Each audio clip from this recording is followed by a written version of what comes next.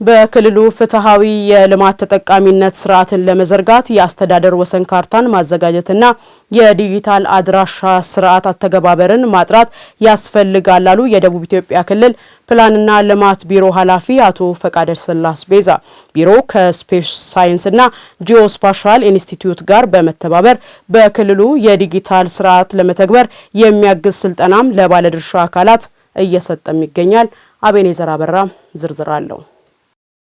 በክልሉ የዲጂታል ስርዓት አተገባበር የአስተዳደራዊ ካርታ አዘገጃጀት ብሎም የጂኦግራፊያዊ ስሞችን የመሰብሰብ ሁኔታን የማዘመን ዓላማን አንግቦ እየሰራ ያለው የክልሉ ፕላንና ልማት ቢሮ በዚህ ዙሪያ ለባለድርሻ አካላት ስልጠና ሰጥቷል።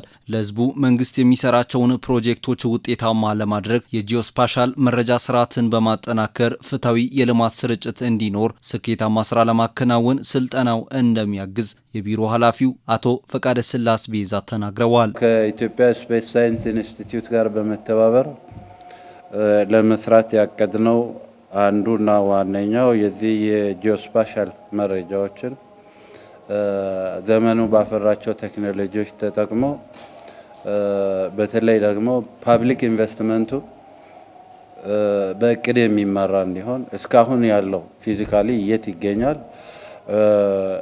የልማት ስርጭቱም ፍትሃዊነት ተረጋግጦ መመራት ስላለበት የጀመርነው ተግባር ደግሞ ተጠናክሮ ቀጥሎ በቀጣይም የክልላችን መንግስት የያዛቸው የልማት ውጥኖች ከስኬት እንዲደርሱ አዳዲስ አሰራሮችን ከእቅዶቻችን ጋር አስተሳስረን መተግበር ይጠበቅብናል። በክልሉ ፍትሃዊ የልማት ተደራሽነት ለማረጋገጥ ክልሉ ወጥኖ የሚሰራውን ተግባር ዋነኛ ተዋናይ በመሆን የጂኦስፓሻል መረጃ ፋይዳ የጎላ መሆኑን የገለጹት ኃላፊው የስልጠና ተሳታፊዎች በዘርፉ በቂ እውቀትና ክህሎት እንዲጨብጡ ቢሮ አስፈላጊውን ድጋፍ እንደሚያደርግም አረጋግጠዋል። ጂኦስፓሻል መረጃዎች ኤክስዋይ ኮኦርዲኔቱ ተለይቶ ያሉን ፐብሊክ ኢንቨስትመንቶች በሙሉ ታውቀው ክፍተቶቹም ተለይተው የክልሉ መንግስት የሚይዛቸው የልማት ውጥኖች በዛ ተመስርተው እንዲፈጸሙ ለማድረግ ጠቃሚ ይሆናል ተብሎ የታመነበት ስራ ስለሆነ ለዚህ ስራ ለመሳተፍና በስራውን ስኬታማ ለማድረግ ለስልጠናው የመጣችሁትን ከልብ እያመሰገንኩ ያው ስልጠናው በተሳካ ሁኔታ እንዲጠናቀቅ ቢሮአችን ተገቢውን ድጋፍ ያደርጋል። በክልሉ ፕላንና ልማት ቢሮ የሶሺዮ ኢኮኖሚና ጂኦስፓሻል ዳይሬክቶሬት ዘርፍ አስተባባሪ አቶ ደነቀ ደረሰ በበኩላቸው ጂኦስፓሻል መረጃ መሬት ላይ የተሰሩ ፕሮጀክቶች ያሉበትን ቦታ በግልጽ የሚያሳይ መሆኑን ገልጸው በተለይ የዜጎችን የልማት ጥያቄዎችን ለመመለስ ካፒታል ፕሮጀክቶች ፍትሃዊነት ለማረጋገጥ የሚያግዝ መረጃ መሆኑን ጠቁመዋል። አንድ ፕሮጀክት ካለ የት ነው ያለው? ጤና ጣቢያ የት ነው ያለው? መንገድ የት ነው የተሰራው? የሚለው የትን የሚመልስ ማለት ነው። ይህ ሳይንስ ጂኦስፓሻል መረጃ የካፒታል ፕሮጀክቶችን ስርጭት፣ ፍትሃዊነት፣ የልማትና የመልካም አስተዳደር ጥያቄን የሚመልስ መረጃ ነው ማለት ነው። ስለዚህ ይህንን መረጃ የማደራጀት ኃላፊነት ለክልሉ ፕላንና ልማት ቢሮ ተሰጥቷል። ይህንን ስራ ደግሞ ከባለድርሻ አካላት ጋር በመቀናጀት ነው የሚሰራው። ብቻውን የሚሰራው ነገር አይደለም። ስለዚህ የዛሬው ስልጠና በጂኦስፓሻል መረጃ አሰባሰብ፣ አደረጃጀት፣ ትንተናና አጠቃቀም ዙሪያ ቴክኒካል ስልጠና ለመስጠት ነው ያቀድነው። ይህንን እየተገበርን ያለነው የአስተዳደራዊ ወሰን ካርታ ለማዘጋጀትና የጂኦግራፊያዊ ስሞችን ለማሰባሰብ የሚያግዝ እውቀትና የቴክኒክ ብቃት የዘርፉ ባለሙያዎችን ለማስታጠቅ በማለም የሚሰጠው ስልጠና ውጤታማ እንዲሆን ሰልጣኞች የድርሻቸውን መወጣት እንደሚጠበቅባቸው አቶ ደነቀ አሳስበዋል። አስተዳደራዊ ወሰን ካርታ ለማዘጋጀት በዚህ አስተዳደራዊ ወሰን ውስጥ ደግሞ ያሉ ጂኦግራፊያዊ ስሞች ማለት ነው። ማለት ከመንደር አንስቶ እስከ ክልል ድረስ ያሉ ቦታዎች ስያሜ ማለት ነው። ያንን የሚያሰባስቡ ይሆናል ማለት ነው። አስተዳደራዊ ወሰን ካርታ ማለት የተለያዩ ጉዳዮችን ለመተንተን የሚጠቅም መረጃ ነው ማለት ነው። ለምሳሌ በቀበሌ ያሉትን ጤና ጣቢያዎች፣ የልማት ተቋማት ስርጭት ፍትሃዊነት ለማወቅ በዚህ ወረዳ ላይ ስንት ጤና ጣቢያ አለ፣ ምን ያህል ኪሎ ሜትር መንገድ ተሰርቷል እና ሌሎች ጉዳዮችን ለመመለስ ማንኛውንም አይነት ትንታኔ ለማካሄድ የትኛውንም የልማትና የመልካም አስተዳደር ጉዳይ ለመመለስ ወሳኝ የሆነ መረጃ ስለሆነ ይህንን መረጃ በጋራ ከሚመለከታቸው ባለድርሻ አካላት ጋር ከሚመለከታቸው ተቋማት ጋር በመቀናጀት የፕላንና ልማት ቢሮ ወጥ የሆነ አሳማኝ የሆነ ወቅታዊ መረጃ አደራጅተው ለሚመለከታቸው አካላት ለማቅረብ ያግዘዋል ማለት ነው። በሰባተኛው ጠቅላላ ምርጫ የደቡብ ኢትዮጵያ ክልል ወጣቶች ከ2000 በላይ ታዛቢዎችንና 54 አስተባባሪዎችን በመመደብ በምርጫው ሂደት ላይ የላቀና ሰላማዊ ተሳትፎ ማድረጋቸውን የክልሉ ወጣቶች ፌዴሬሽን አስታወቀ። በፌዴሬሽኑ አመራሮች የተመሰረተው ይህ የንቁ ተሳትፎ አሻራ ወጣቱ የዲሞክራሲ ስርዓት ግንባታ ባለቤት መሆኑን ያረጋገጠ የታሪክ ምዕራፍም ሆኗል። ትዕግስት ክፍሌ ላጠናቀረችው ዘገባ ሂሩት የምሩ። የደቡብ ኢትዮጵያ ክልል ወጣቶች ፌዴሬሽን ከኢትዮጵያ ብሔራዊ ምርጫ ቦርድ በተሰጠው ስልጣን መሰረት የሰባተኛው ጠቅላላ ሀገራዊና ክልላዊ ምርጫ ለመታዘብ የታዛቢነትን ፍቃድ በማግኘት ወደ ስራ መግባቱ ይታወሳል። ፌዴሬሽኑ ስለ ሰባተኛው ጠቅላላ ምርጫ መጠናቀቁን በማስመልከት መግለጫ የሰጠ ሲሆን ምርጫው ነጻ፣ ፍትሃዊ፣ ግልጽና ታማኝ መሆኑን አመላክቷል። ድምጼ ዋጋ አለው ከሚል አንግል ተሰልፎ ያለምንም መሰላቸት ድምጹን የሰጠበት የሚመራውን መንግስት የመረጠበት ሂደቶቹን መታዘብ ችለናል። ይሄ የሚያሳየው ፍጹም ዲሞክራሲያዊ ምንም አይነት ጣልቃ ገብነት ያለመኖሩን ከምርጫ አስፈጻሚዎች የምርጫ ቦርዱ ውስጥ ምርጫ አስፈጻሚዎች ጀምሮ የባለድርሻ አካላት ሁሉ ትክክለኛ ህጋዊ የምርጫ ህግና ስነ ምግባሩን አዋጅን አክብሮ የተገኙበት እንደሆነ የተገናዘብንበት ሁኔታዎች መኖሩን ያው አይተናል። ዓለም አቀፍ የሲቪል ፖለቲካ መፍቶች ስምምነት ICCPR አንቀጽ 25 እና የአፍሪካ ቻርተር ስለ ዲሞክራሲ ምርጫና የመልካም አስተዳደር የሚያስቀምጣቸው መርሆች ነጻ፣ ፍትሃዊ፣ ግልጽ፣ ተአማኝ ምርጫዎች መካሄድ እንዳለባቸው ይደነግጋል።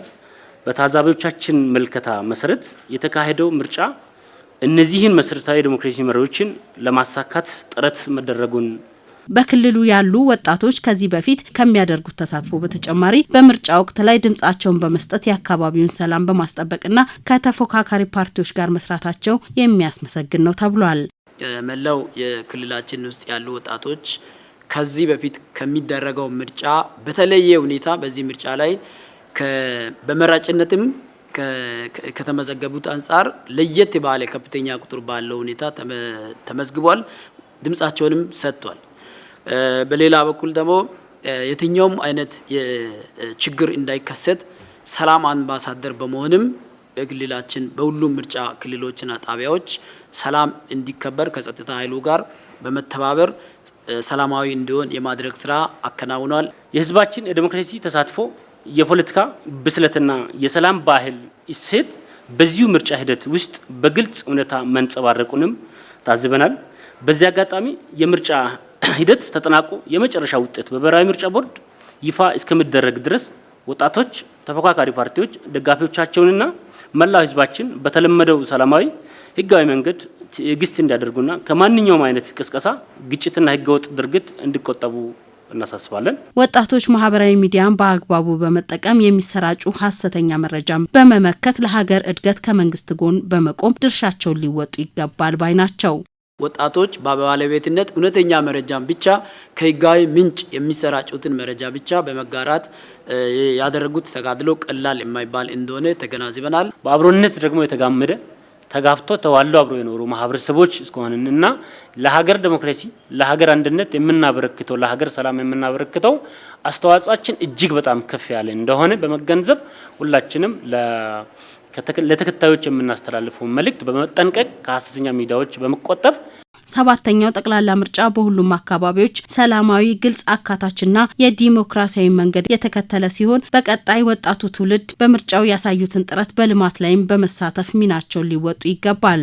በተለይ ወጣቶች ያደረጉት እንደ ወጣት ተወካዮች እኛም ያረጋግጠነው ወጣቶች ተሳትፎ ባለፈ እንደ ባለቤት አገርን ለማጽናት ያደረጉት ትግል ቀላል የማይባል በመሆኑ ይህንን ያደረጉትን አስተዋጽኦ ቀጣይ በሚኖረው ሂደቶች ላይ ከድረ ምርጫ በኋላም የትኛውንም የውጤት የትኛውን ፖለቲካ ተፎካካሪ ፖለቲካ ፓርቲዎች ያሸነፉ ውጤትን በጸጋ በመቀበል ቀጣይ ባሉ የሀገር ግንባታ ላይ ልማትና መልካም አስተዳደር ላይ የበኩላቸውን አስተዋጽኦ እንዲያበረክቱ ጥሪ እያስተላለፈን በምርጫ ወቅት ያሳዩትን ቁርጠኝነት፣ ተሳትፎ፣ ተጋድሎ ለሰላም ለአንድነት የከፈሉትን መስዋዕትነትና የሀገራችን ዲሞክራሲ ባህል አንድ ደረጃ ፈቀቅ እንዲል ያደረጉበትን መንገድ ቀጣይ በልማት እና በመልካም አስተዳደር ሂደት ውስጥ በቁርጠኝነት በመሳተፍ ያንን እንዲደግሙና እንዲያስቀጥሉ ለቀጣይም ትውልድ እንዲያስተላልፉ ጥሪን አስተላልፋለሁ። እንደ ደቡብ ኢትዮጵያ ክልል ያሉ መልካም እሴቶችን አብሮነትና በሰላም አብሮ መኖር ባህላችን ማድረግ አለበት ተብሏል። ኢኮኖሚውን ማረጋጋት፣ የመሰረተ ልማት ዝርጋታዎችን ማፋጠን፣ መልካም አስተዳደርን ማስፈን የትኛውም የምርጫ አሸናፊ ፓርቲ ዋነኛ የቤት ስራ ሊሆን ይገባል አሉ የቦዲቲ ከተማ ነዋሪዎች። ምርጫውን ተከትሎ በተለያዩ ዲጂታል መድረኮች ላይ ሆን ተብለው ከሚሰራጩ ያልተረጋገጡ የተጋነኑና ፍጹም ሐሰተኛ ከሆኑ መረጃዎች ህብረተሰቡ ሊጠነቀቅ ይገባልም ተብሏል። በሰባተኛው ጠቅላላ ምርጫ የተሳተፉ የፖለቲካ ፓርቲዎችም ሆኑ ደጋፊዎች የምርጫ ቦርዱን የመጨረሻ ውሳኔ ማክበር እንደሚኖርባቸውም ተገልጿል። ለአማኑኤል ጃጊሶ ዘገባ ማሩ ሞላ።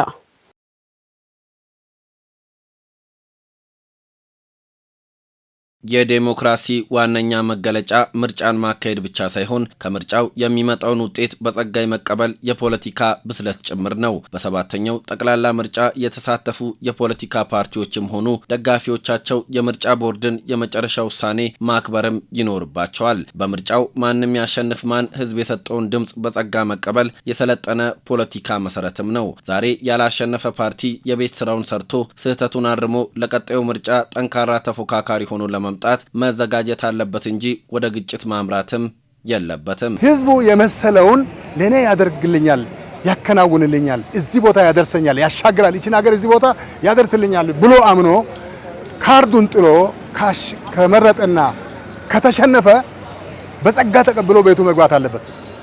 ቀጣይ ስራ መስራት አለበት። ምን ጎደለው ማለት ነው? ህዝቡ ያቀረበውን ፖሊሲ፣ ህዝቡ ያቀረበውን ማኒፌስቶ፣ ህዝቡ ያቀረበውን ክርክር አላመነለትም ማለት ነው።